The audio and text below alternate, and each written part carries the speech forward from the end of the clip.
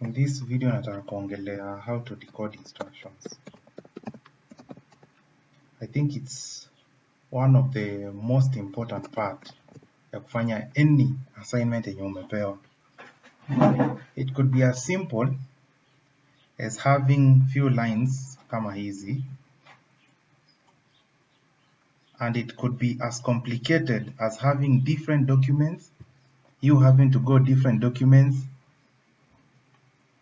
na uziconnect, ujue hizo documents zote zina connectaje, ujue ni document gani iko na the main instruction, ujue venye zina refer to each other. So it could be as simple as these instructions, ama you have different documents somewhere. So hii ndio the most important step ya kuandika. Si unapewa paper immediately ushaanza kutype. Hata ujui nini una type saa ingine, because you know you are just umesoma swali ya kwanza immediately ushaanza kuandika. Even for urgent orders, this is what you should do. Na ukifanya paper hivi, I promise you utakuwa unafanya paper ikiendanga. There will be no revisions at all unless ikuwe ni client ana request changes zenye hazikuwa kwa the initial instructions. Otherwise there will be zero revisions. So what you want to do, kitu ya kwanza, you need a pen and paper. That's the very first thing you need. Hii ni job umefungua, you need a pen and paper. There is a reason as to why hata unaonanga to images to freelancers, unaona there is a notebook and a pen. As much as we want to go in a paperless environment, you need a pen and paper maze, to jot down things. Hii ni important wakati una decode instructions. You need a pen and paper. So for instance, I will use here are some raw instructions for a paper. This is a 3-page single spacing, so kuna hizo details zote, imekwambia 4 sources required, you know, imekwambia citation style ndio hiyo. So if you look at these kind of instructions, ukiziangalia iko bulky sana,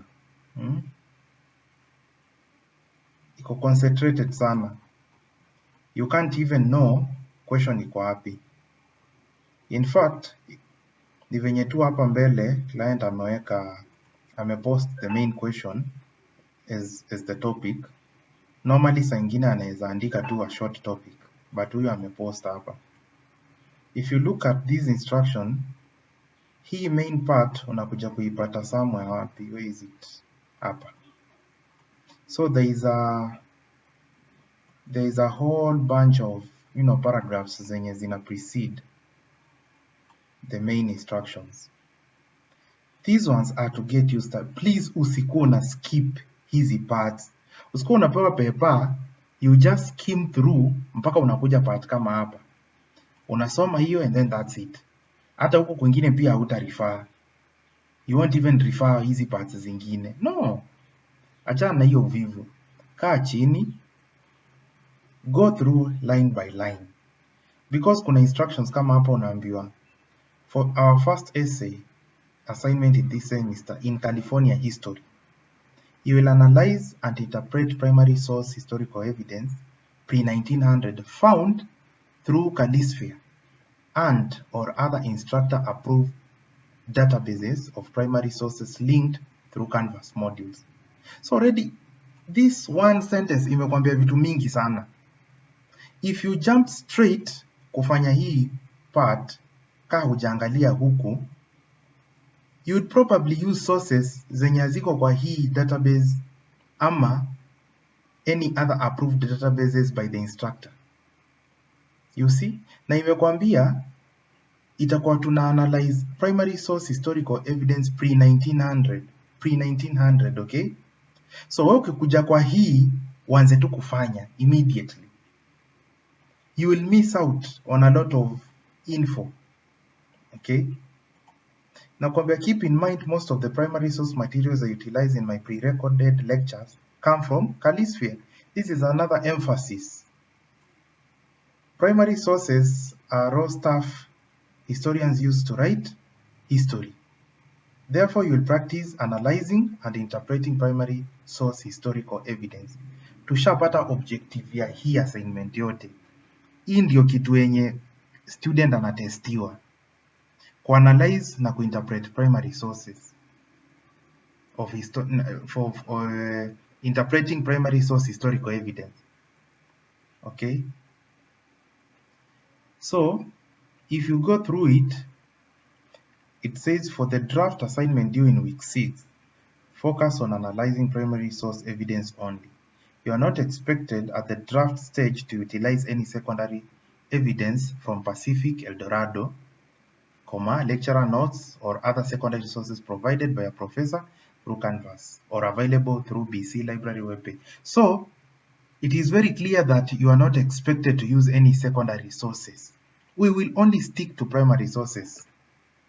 The raw stuff historians use to write history, we only stick to this. So this is the database you are going to use. Since client hajatuletea any other database yenye inafaa kuapproviwa. Okay, so tutastick na hii. So when we go direct to Google, this will be our search keyword kwanza, Callisphere. Okay, Callisphere database. Okay, so we will be here, Callisphere, University of California. And remember, the instructions have already given us a hint that the first essay will be in this semester in California history. So not any other history of another place, it's all about California. Okay, if you look at Callisphere, it's about California actually. So ni history ya California kuanzia miaka ya kitambo. You see, through reading hizi paragraphs tunaendelea decode instructions. Okay, then we come to the succeeding paragraph. Inasema, consider modules during weeks 1 to 6 as well as the various links I've posted through each module linking to Callisphere primary sources or other primary source links are used in the modules. Generally, the modular content can be divided into the following chronological and thematic eras. So umepewa hizo eras. Zinaweza kuwa divided into this. Thinking about the primary sources available within Callisphere throughout these different eras, complete the following task below. Okay. Maambiwa select any set of at least 3 to 5 primary sources, visual and or textual. So and or inakwambia they can be visual ama zinaweza kuwa textual. Okay. So if you come up with visual peke yake, it's okay. If you come up with a blend, it's okay. If you come up with textual peke yake, it's okay. As long as they are from Callisphere database, using only primary source material pre-1900. So once you've selected your primary sources, answer the following questions in 5 paragraph essay format. So the first thing, ukienda kwa Callisphere, utaenda kuspecify, you will specify about, material that is pre-1900, okay? You see here, you can search over 2 million items. You can also navigate around, You can even watch a brief introductory video ikuelezea about the website itself. So the first thing you need ni kutafuta hizo sources 3 to 5, at least 3 to 5. Okay, ikisema at least inamaanisha isikuwe chini ya 3. 3 is the minimum. Then you do this. Okay, this is the main question now. This is the main question. Once you find the question, the sources, this is what you're going to answer in that paper. And then there are formatting requirements hapo umepewa. Okay, there is quite a number of, ziko kadhaa. Umeambiwa it should be written in a 5 paragraph essay format. That means you need a clear introduction with a thesis statement that introduces the reader. Unaona sasa, the moment umekimbia tu kafika hapa, ukaanza kufanya hii paper, you won't even notice. You need to have a clear introduction with a thesis statement that introduces the reader to the source evidence you plan to discuss. Okay? Do not list evidence in your introduction. Usianze kuilistia hapo. Just tell the reader what you plan. Okay? Rather, introduce reader to the topics and evidence you intend to discuss. So you have a minimum of 3 body paragraphs. Again, body paragraphs zisikue chini ya 3. Na hiyo 3 body paragraph not including introduction and conclusion. But I encourage you to consider writing more. So you can write 3 or more.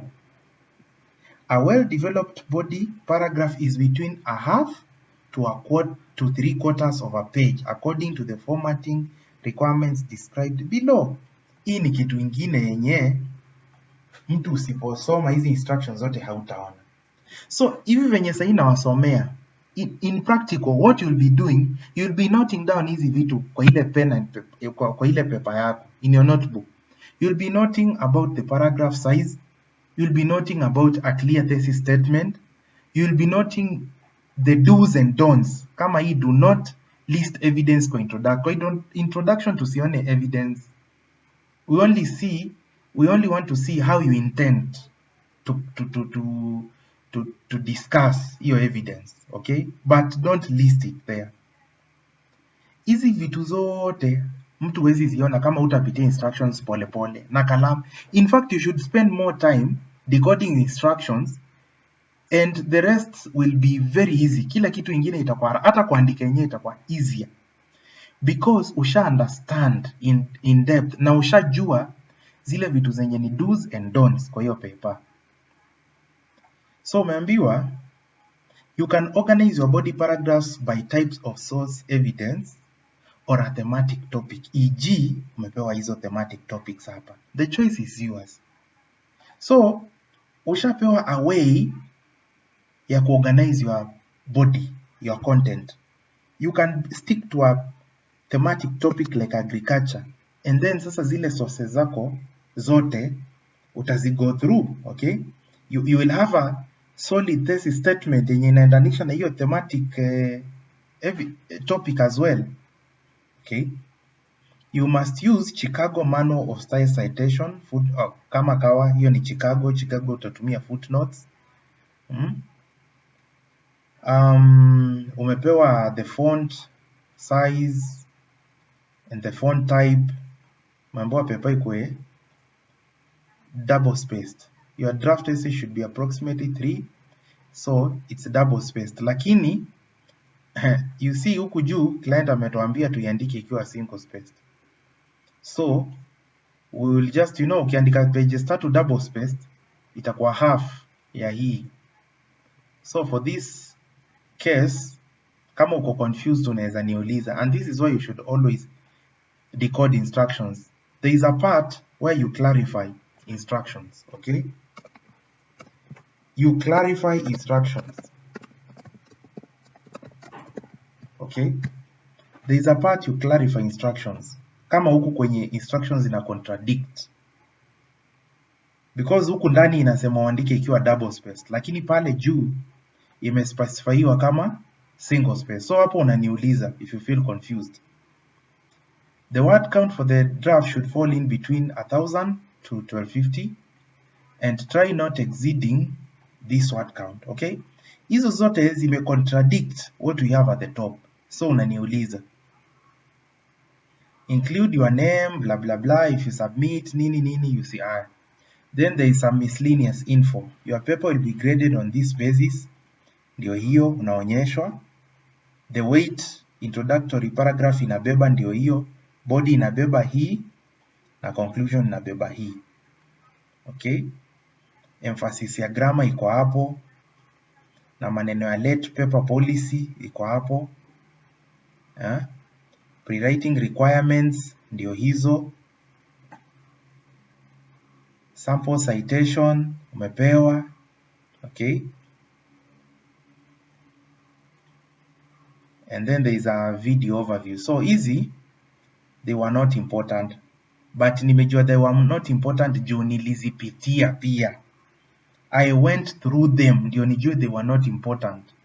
Okay, so hii paper while you are decoding your instructions, kama mimi nilidecode sasa ikakaa hivi.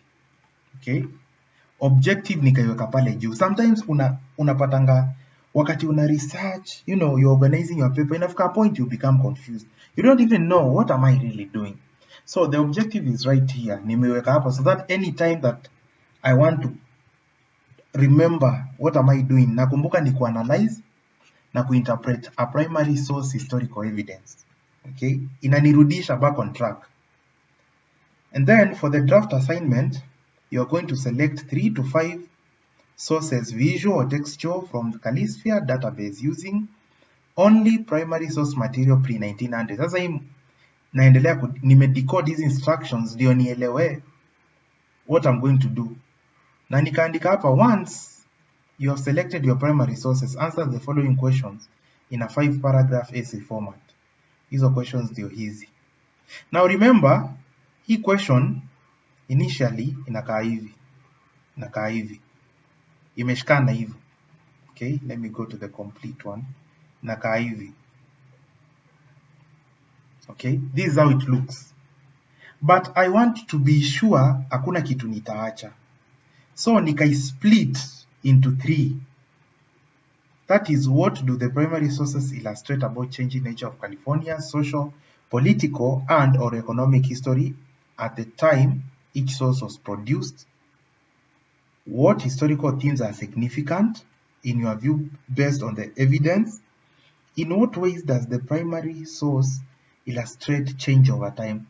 The reason as to why nimezi split hivi is to make sure that I won't leave out anything. Kwa mfano, ukiisoma tu ikiwa hivi and then you start working on the paper, unaweza realize, unaweza kuja uache kakitu kama haka, upate umefanya hii part na hii but umeacha hii. That's why nimezi decode nikazi split hivi. So for all the sources, do this, okay? And then nika create a further formatting and, you know, checklist. Hii nikumbushe, okay? Hii pia nikumbushe. Hii nayo nikumbushe. Hii nayo pia nikumbushe kuhusu paragraphs. Na hii, okay?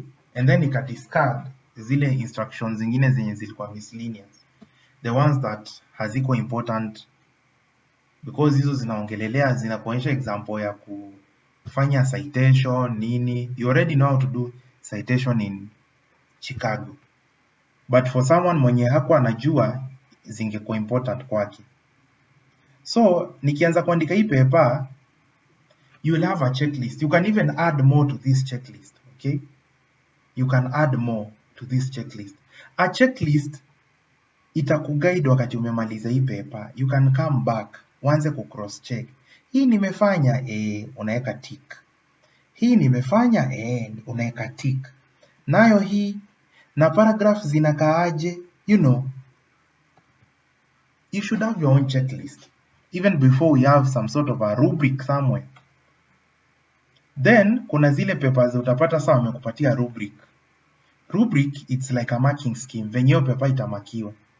So the same way you will have your own checklist, and then you will go to the rubric document uende pia cross check after doing the paper. So the process of decoding easy instructions, sometimes utapata kuna missing information. Okay? Ukipata kuna missing information, utani engage as soon as possible. In fact, as we move on, na jobs zianze kukua mingi. Ukiasainiwa orders, usiende ufungue kazi ya kwanza ufanye, umalize, ndio ufungue ya pili. No, go through all the orders so that you can identify any missing information na pia uweze kufanya clarification. So utaweza kufanya clarification na missing info. Zifungue tu, just scan those orders haraka haraka uone. you'll be able to identify some missing info. So in this case unaweza pata maybe there was a very particular link, na hiyo link unapata saa hiyo hapa haijaekwa, but imeongelelewa somewhere kwa instruction. So unaweza kuja uniulize, so that na mimi nikimbie niulize client haraka before time isonge. Okay, that's what you should do. So once you are finished, ukishamaliza cross check paper, you can now proofread. Hiyo ndo the most, hiyo ndio another important thing, proofread. Na proofreading inafaa kuwa before and after grammarly. That is to say, ukiproofread unafaa kutumia your naked eye kwanza before usome paper yako. Ukisoma paper yako uta-identify some things that these grammar checkers can't see. You'll be able to identify them. And then after hapo sasa tumia grammarly. Proofread na grammarly. Kuna zile parts utapata you need to change and the others you need to ignore. Do that. Since we share the same account, it means nikikuja nifungue grammarly yangu, kama umepitishia paper vizuri, nikifungua sitaona most of easy issues. I won't be able to see them because ulisha ignore the ones to be ignored na ukarekebisha zenye I won't even find. Kama hii venye unaona 8 issues sitazipata because kama ni hii umeignore. Okay, kama ni assuming umeignore, so by the time unatumia paper na mimi nifungue, I won't find any issues because we share the same account. Okay, so proofreading ni before una proofread na macho, then uende kwa grammarly, and then after grammarly proofread tena. There are chances that wakati uli proofread na grammarly ili change some keywords zenye huwezi taka zibadilike. Proofread your paper, and trust me, ukifanya paper using this formula, hiyo paper itakuwa mshale tu. You'll be hitting right through the bullseye. Hiyo paper itawairudi. Not ukiwa una decode instructions this way, and having a checklist. Hiyo paper iwezi rudi. And you will be more productive. And with time, you will be able to do this quickly. Utakuwa umeshajua what you need to look for and list it somewhere. Create a checklist haraka haraka. With the time hii itaingia kwa system, upate it's nikaa nature sasa, nikaa venye it's not something you even think about. It's a process that you are very very well initiated, you see. So ukishafanya hizi vitu, that's it. Hiyo paper nitumie. And believe me, unless client akuwe na mambo yake, utakuwa unafanya paper ikienda once. Rather than sayo umepewa a whole 10 page, wewe umekimbia uja decode instructions, miss out on a lot of info huku, umekimbia ukafanya this part, then ndo unakuja unarealize hata zile sources ulitumia haziko kwa kalisi ya database. Umetumia secondary sources. Umetumia secondary sources. Okay, so it means your paper ni kuiredo tu from scratch. I mean, you should spend even more time to decode instructions even than writing the paper, because once umedecode and wakati you see this format, kwanza hii example ya easy primary sources, it means you even have the references, so you are moving from the references backwards. Okay, so by the time you are done, hata process ya compile resources inakuwa rahisi because you already compiled them somewhere. Ziko mahali, after umetafuta sources ulizicompile, ukazi cite, ukazi list. You can use some of these kama cite first. There are many of them, cite this for me. Ulishaziweka mahali. So hiyo paper kuimalizia inakuwa haraka haraka sana. You should spend more time here. Lakini ukikimbia ukuje tu ufanye, utamiss hizi vitu zote. You will miss them. And you can imagine how unproductive will be if you have to redo a whole 10 page. It means utakuwa umefanya 20 page na umelipwa 10 page. That's how bad it is, by the way. Tena hiyo time yenye unatumia kuredo hii paper, ungekuwa ungekuwa unafanya a fresh paper, more money for you. So the problem is sometimes we want to use a lot of shortcuts, and those shortcuts zitani cost mimi kama employer na zitakucost pia, because at the end of the day, kama mimi mwenyewe saa ingine nikiupload paper nipitie tu hivi nipate kuna ma issues, sitaenda kupea client hiyo paper ikiwa hivyo. Don't expect me by the ati uniambie ati client kaja complain. Hapana. If I identify those problems saa hiyo, if I identify those problems saa hiyo, what I will do, I will simply return that paper to you. Na kama hata ni ya kuridu, utaridu, because sita risk nipeleke client aende akanikanselie papers, anirate vibaya, nianze kung'ang'ana kupatanga makazi. No. So in ndio part, and I presume most of you mmejipata mpaka saa ingine unarudishangwa paper unashindwa na hii nilimiss aje, because ulikuwa na ile haraka mingi, umepewa paper tu ushaanza kuandika, unashangaa how did I miss this? Surely hata wewe mwenyewe unaanza kujiuliza maswali. It's because you don't use a pen and a paper to decode instructions and organize, have the checklist. Create a checklist. Okay? Hauna checklist. Haujauliza missing info. Hauja clarify on contradicting instructions somewhere. So at the end of the day, hiyo paper inaenda inatuletea shida, because you rushed.